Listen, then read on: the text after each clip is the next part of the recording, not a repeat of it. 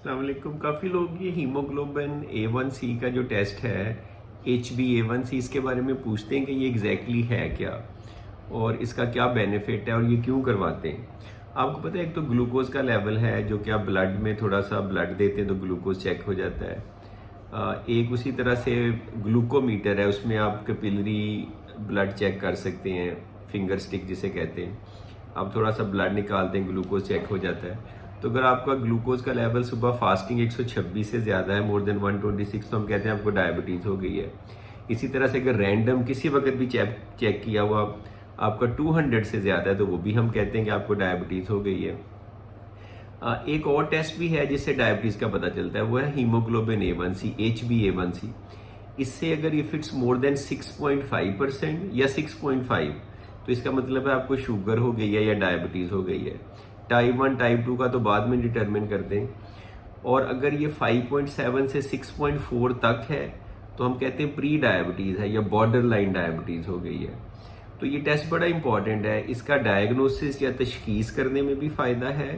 और दूसरा इसका एडवांटेज ये कि जब आपको शुगर है और आपका इलाज हो रहा होता है तो इससे आपकी ट्रीटमेंट कैसे चल रही है, आपका शुगर कैसे, उसका भी पता चलता है। फॉर एग्जाम्पल, अगर आपको शुगर डायग्नोज हुई है, उस वक्त आपका हीमोग्लोबिन A1c 10 था। अब आपका जो टारगेट है, ज़्यादा गाइडलाइन कहती है कि 7% से नीचे होना चाहिए। तो जब आप शुगर की ट्रीटमेंट करते हैं, मेडिसिन देते हैं या इंसुलिन देते हैं, तो उसके बाद 2 या 3 महीने बाद चेक करते हैं, तो अगर तो वो 8% है तो इसका मतलब आपका शुगर का कंट्रोल बहुत अच्छा है, लेकिन अभी 7% नहीं है। तो हम और मेडिसिन इंटेंसिफाई करते हैं, 7% से नीचे लाते हैं। 7% से नीचे लाने से हार्ट डिजीज़ का रिस्क, किडनी डिजीज़ का रिस्क, प्रोटीन आने का रिस्क और बाकी सारी चीज़ों का रिस्क कम होता है। फालज का, स्ट्रोक का, कॉम्प्लिकेशन जो शुगर की होती हैं, हार्ट डिजीज़ वगैरह, तो इसलिए हम 7% या उससे कम टारगेट करते हैं। तो अगर कुछ लोग शुगर भी चेक करते हैं, रिकॉर्ड रखते हैं, उससे भी हेल्प होती है। लेकिन कभी कभार वो रिकॉर्ड नहीं मेंटेन होता या नहीं किया जा सकता या वो इतना रिलायबल नहीं होता, तो उस सूरत में फिर इसकी बहुत ज़्यादा यूटिलाइजेशन है। सिर्फ एक टेस्ट देख के पता चल जाता है कि आपकी शुगर बहुत अच्छी कंट्रोल्ड है। फॉर एग्जाम्पल, कभी कभार लोगों का ख्याल होता है कि उनकी शुगर अच्छी कंट्रोल नहीं है, लेकिन जब आप HbA1c करते हैं तो वो 7% या 6.5% होता है, बहुत अच्छी होती है। तो हम उनको कहते हैं कि जैसे कर रहे वैसे ही करते रहें, because you are doing the right thing. इसी तरह से कभी कभार अपेरेंटली उनका ख्याल होता है कि वो बड़ी अच्छी कंट्रोल कर रहे हैं, लेकिन वो 11% आ जाता है। That means very uncontrolled sugar के, डायबिटीज़ आपकी बहुत अनकंट्रोल्ड है।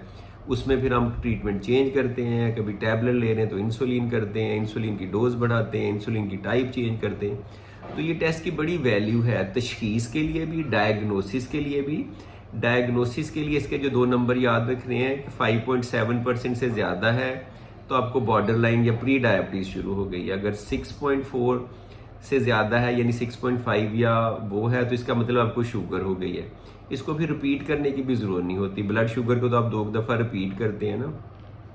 और फिर ट्रीटमेंट फॉलो अप करने के लिए, इलाज को फॉलो अप करने के लिए, तो इसका 2 तरह से रोल है, लेकिन दोनों में वैल्यूज़ फ़र्क है।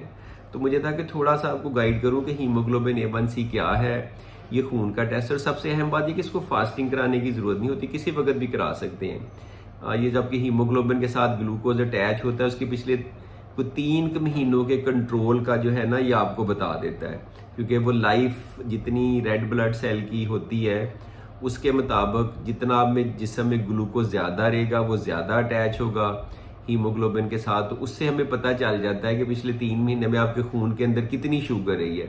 आप चाहे चेक करें ना करें, ये एक टेस्ट ही 3 महीने का कंट्रोल बता देता है। तो this is a very important test, diagnosis के लिए भी और उसके बाद ट्रीटमेंट को फॉलो करने के लिए भी। Thank you.